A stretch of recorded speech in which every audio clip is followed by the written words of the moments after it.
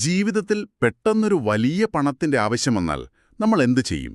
ഈ വീഡിയോ പ്രധാനമായും ഫോക്കസ് ചെയ്യുന്നത് നിധികാ ദേവത എന്നൊരു സങ്കല്പത്തിലാണ്. നിധിക ദേവത. അതെ.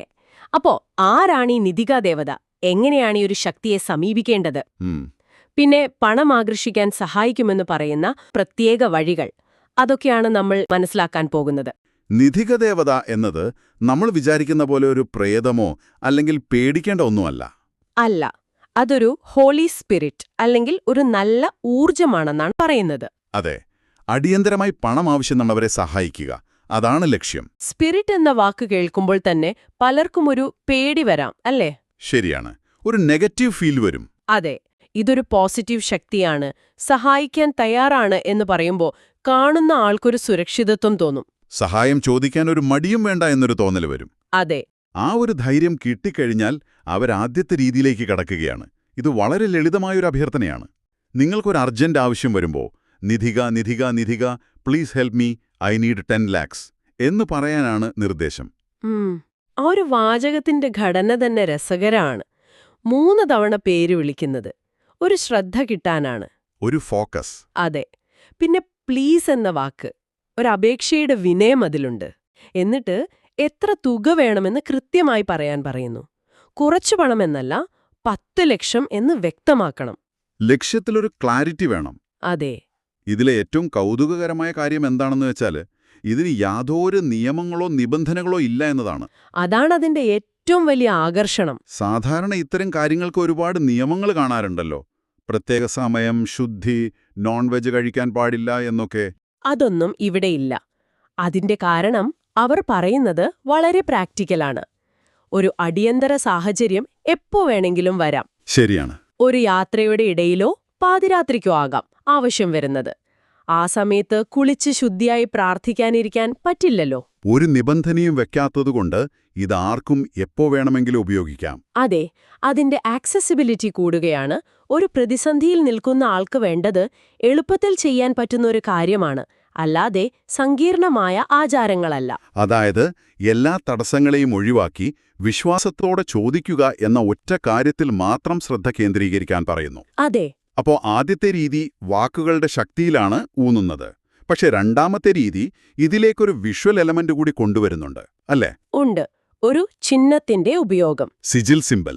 നമ്മുടെ ഹൈന്ദവ വിശ്വാസത്തിലെ ഓം, സ്വസ്തിക പോലെയുള്ള ചിഹ്നങ്ങൾക്ക് എത്ര പ്രാധാന്യമുണ്ടോ അതേ പ്രാധാന്യം. അതെ, അതേ പ്രാധാന്യം നിധികാ ദേവതയുടെ കാര്യത്തിൽ ഈ ചിഹ്നത്തിനുണ്ടെന്നാണ്.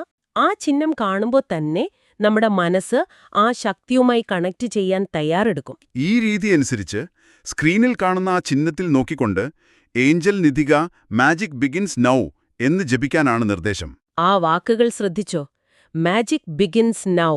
അതെ, അതൊരു അപേക്ഷയല്ല, ഒരു പ്രഖ്യാപനം പോലെയാണ്. വളരെ ശരിയാണ്. അതൊരു അഫർമേഷനാണ്, ഒരു ദൃഢപ്രഖ്യാപനം. നിങ്ങൾ സഹായം ചോദിക്കുകയല്ല, മറിച്ച് ആ ശക്തിയുടെ പ്രവർത്തനം തുടങ്ങിയെന്ന് സ്വയം ഉറപ്പിക്കുകയാണ്. അത് നമ്മുടെ മാനസികാവസ്ഥയെ മാറ്റും. തീർച്ചയായും. നിസ്സഹായമായ ഒരവസ്ഥയിൽ നിന്ന് പ്രതീക്ഷയുടെ ഒരു ലെവലിലേക്ക് മനസ്സിനെ കൊണ്ടുവരാൻ ഇത്തരം വാക്കുകൾക്ക് സാധിക്കും. ആ ചിഹ്നം ഒരു ഫോക്കൽ പോയിന്റായിട്ടും പ്രവർത്തിക്കും. ചിന്തകൾ ചിതറിപ്പോകാതെ അതിൽ തന്നെ നിർത്താൻ സഹായിക്കും. അതെ. അടിയന്തര പണത്തിന്റെ ആവശ്യത്തിന് നിധിക ദേവതയെ സമീപിക്കാൻ ഏറ്റവും ഫലപ്രദം ഇതാണെന്നാണ് വീഡിയോയിൽ പറയുന്നത്. ഇത് ഉപയോഗിക്കേണ്ട രീതിക്കും ചില നിർദ്ദേശങ്ങളുണ്ട്. കുറഞ്ഞത് 11 തവണ ചൊല്ലണം. അതെ, 11 എന്ന സംഖ്യയ്ക്ക് പല വിശ്വാസങ്ങളിലും ഒരു പ്രാധാന്യമുണ്ട്. ആവർത്തിച്ചു ചൊല്ലുന്നത് നമ്മുടെ ഉപബോധ മനസ്സിൽ ആ ആശയം ഉറപ്പിക്കാനാണ്. വേണമെങ്കിൽ ഒരു പേപ്പറിൽ എഴുതി സൂക്ഷിക്കാം, അല്ലെങ്കിൽ ഓഡിയോ കേൾക്കാം എന്നും പറയുന്നുണ്ട്.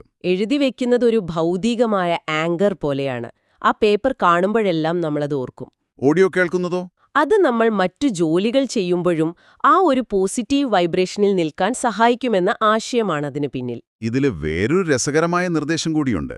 ഒരു കുടുംബം മുഴുവൻ സാമ്പത്തിക പ്രതിസന്ധിയിലാണെങ്കിൽ എല്ലാവരും ഒരുമിച്ച് ഈ മന്ത്രം ചൊല്ലുന്നത് നല്ലതാണത്രേ. അതൊരു ശക്തമായ ആശയമാണ്. ശരിക്കും ഒരു പ്രശ്നം വരുമ്പോൾ കുടുംബാംഗങ്ങൾ ഓരോരുത്തരും ഒറ്റയ്ക്ക് വിഷമിക്കുന്നതിനു പകരം ഒരുമിച്ച് ഒരേ ലക്ഷ്യത്തിനായി പ്രാർത്ഥിക്കുമ്പോൾ അതൊരു കളക്റ്റീവ് എനർജി ഉണ്ടാക്കുമെന്നാണ് സങ്കല്പം. അത് ആ കുടുംബത്തിന്റെ മനോവീര്യം കൂട്ടും. തീർച്ചയായും. പരസ്പരം ഒരു സപ്പോർട്ട് സിസ്റ്റമാകും. അതിനൊരു സൈക്കോളജിക്കൽ ബെനഫിറ്റ് ഉണ്ട്. എനിക്ക് പണം ഉറപ്പായും ലഭിക്കും എന്ന പൂർണ്ണമായ വിശ്വാസത്തോടെ ചെയ്യണം. സംശയമുണ്ടെങ്കിൽ ഫലം കിട്ടില്ല. അതെ, മന്ത്രം ഒരു ഉപകരണം മാത്രമാണ്. അതിനെ പ്രവർത്തിപ്പിക്കുന്നത് നമ്മുടെ വിശ്വാസമാണ്. അതായത് ഇതൊരു മാനസികമായ തയ്യാറെടുപ്പാണ് പ്രധാനം. കൃത്യമായി പറഞ്ഞാൽ അതുതന്നെ. ഒരു മരുന്ന് ഫലിക്കുമെന്ന് പൂർണ്ണമായും വിശ്വസിക്കുന്ന ഒരാൾക്ക് ചിലപ്പോൾ ആ ഗുളികയിൽ ഒന്നുമില്ലെങ്കിൽ പോലും അസുഖം ഭേദമാകാറില്ലേ? അതുപോലെ മന്ത്രം ഫലിക്കും എന്ന ഉറച്ച വിശ്വാസം നമ്മുടെ ചിന്തകളെയും പ്രവൃത്തികളെയും പോസിറ്റീവായി സ്വാധീനിക്കുന്നു. അപ്പോ സ്വാഭാവികമായും ഒരു ചോദ്യം വരും. വെറുതെ മന്ത്രം ചൊല്ലിയിരുന്നാൽ ആകാശത്തുനിന്ന് പണം വരുമോ എന്ന്. സ്വന്തം പരിശ്രമങ്ങൾ ഉപേക്ഷിച്ച് വെറുതെ മന്ത്രം ചൊല്ലിയിരിക്കാനല്ല പറയുന്നത്, അല്ലേ? ഒരിക്കലുമല്ല. ആ ഭാഗം വളരെ പ്രധാനമാണ്. നിങ്ങളൊരു ലോണിന് അപേക്ഷിക്കുകയോ അല്ലെങ്കിൽ മറ്റാരോടെങ്കിലും സഹായം ചോദിക്കുകയോ പണം കണ്ടെത്താനുള്ള നിങ്ങളുടെ ശ്രമങ്ങൾ നിങ്ങൾ തുടർന്നുകൊണ്ടേയിരിക്കണം. നമ്മുടെ പ്രയത്നങ്ങൾക്ക് ഒരു ഉത്തേജനം അല്ലെങ്കിൽ ഒരു സഹായ ശക്തിയായിട്ടാണിതിനെ അവതരിപ്പിക്കുന്നത്. അതിന്റെ മനഃശാസ്ത്രം എന്തായിരിക്കും? ഇത് നിങ്ങളെ നിഷ്ക്രിയരാക്കുന്നില്ല. നിങ്ങൾ ഒറ്റയ്ക്കല്ല, ഒരു ശക്തിയുടെ പിന്തുണ നിങ്ങൾക്കുണ്ട് എന്ന വിശ്വാസം വരുമ്പോൾ നിങ്ങളുടെ ആത്മവിശ്വാസം കൂടും. ശരിയാണ്. ആ ഒരു കൂടിയ ആത്മവിശ്വാസത്തോടെ നിങ്ങൾ ഒരു ബാങ്കിന് ലോണിന് പോകുമ്പോഴോ മറ്റൊരാളോട് സംസാരിക്കുമ്പോഴോ നിങ്ങളുടെ ശരീരഭാഷയിൽ പോലും ആ മാറ്റം വരും. അത് ചിലപ്പോൾ കാര്യങ്ങൾ നിങ്ങൾക്കനുകൂലമാക്കാൻ സഹായിച്ചേക്കാം. 50,000 രൂപ ആവശ്യപ്പെട്ട് ഇത് ചെയ്ത ഒരാൾക്ക് 24 മണിക്കൂറിനുള്ളിൽ 2 ലക്ഷം രൂപ കിട്ടി എന്നൊക്കെ പറയുമ്പോൾ അത് കേൾക്കുന്ന ആളിന്റെ പ്രതീക്ഷ കൂടും. തീർച്ചയായും 24 മണിക്കൂർ എന്ന ആ ഒരു സമയപരിധി അതിനൊരു അടിയന്തര സ്വഭാവം നൽകുന്നു. പെട്ടെന്നുള്ള ഫലം എല്ലാവർക്കും ഇഷ്ടമാണല്ലോ. 50,000 ചോദിച്ചപ്പോൾ 2 ലക്ഷം കിട്ടിയെന്ന് പറയുന്നത് നമ്മൾ പ്രതീക്ഷിക്കുന്നതിലും വലുത് കിട്ടാം എന്നൊരു സൂചന കൂടിയാണ്. അതെ, ഇത് മറ്റൊരാൾക്ക് നടന്നു, അപ്പ എനിക്കും നടന്നേക്കാം എന്ന ചിന്തയുണ്ടാക്കാൻ ഇത്തരം അനുഭവങ്ങൾക്ക് കഴിയും. ഈ അനുഭവങ്ങൾ കേൾക്കുമ്പോൾ കാണുന്ന ആളുടെ വിശ്വാസം കൂടും. ആ കൂടിയ വിശ്വാസത്തോടെ അവരത് ചെയ്യുമ്പോൾ ഫലം കിട്ടാനുള്ള സാധ്യതയും അവർ സ്വയം വർദ്ധിപ്പിക്കുകയാണ്. അപ്പോ 2 പ്രധാന രീതികളാണ് ഇത്രയും നേരം ചർച്ച ചെയ്തത്. അതെ, 1 ലളിതമായ പ്രാർത്ഥന, 2 ഒരു സിജിൽ സിംബലും അഫർമേഷനും ഉപയോഗിച്ചുള്ള രീതി. അവയെല്ലാം വളരെ ലളിതവും നിയമങ്ങളില്ലാത്തതും ആർക്കും എളുപ്പത്തിൽ ചെയ്യാൻ കഴിയുന്നതുമാണ് എന്നതാണ്. അതെ, എല്ലാത്തിന്റെയും അടിസ്ഥാന ഘടകം ഒന്നാണ്: വിശ്വാസത്തിന്റെയും പോസിറ്റീവ് മനോഭാവത്തിന്റെയും പ്രാധാന്യം. നിങ്ങൾ എന്ത് ചെയ്യുന്നു എന്നതിനേക്കാൾ നിങ്ങളത് എങ്ങനെ, ഏത് മനോഭാവത്തോട് ചെയ്യുന്നു എന്നതാണ് പ്രധാനമെന്നൊരു ചിന്ത ഇതിലുണ്ട്. ഒരു പ്രതിസന്ധിയിൽ നിൽക്കുന്ന ആൾക്ക് ഒരു പ്രതീക്ഷ നൽകുക. അതെ, അവരുടെ മനോവീര്യം തകരാതെ പിടിച്ചു നിർത്തുക. അതുവഴി അവരുടെ പ്രായോഗികമായ ശ്രമങ്ങൾ കൂടുതൽ ഊർജത്തോടെ തുടരാൻ പ്രേരിപ്പിക്കുക. ശുദ്ധമായ പ്രയത്നം കൊണ്ടു മാത്രം ഒരു നെഗറ്റീവ് ചിന്താഗതിയുള്ള ആൾക്ക് വിജയിക്കാനാകുമോ? അല്ലെങ്കിൽ ഒരു പ്രയത്നവുമില്ലാതെ വെറും ശുഭപ്രതീക്ഷ കൊണ്ടു മാത്രം ഒരാൾക്ക് എന്തെങ്കിലും നേടാനാകുമോ? ശരിക്കും ആ മാന്ത്രികത നടക്കുന്നത് എവിടെയാണ്? നമ്മുടെ പ്രയത്നങ്ങളിലോ അതോ നമ്മുടെ ചിന്തകളിലോ? ഒരുപക്ഷെ രണ്ടും ചേരുമ്പോഴായിരിക്കാം.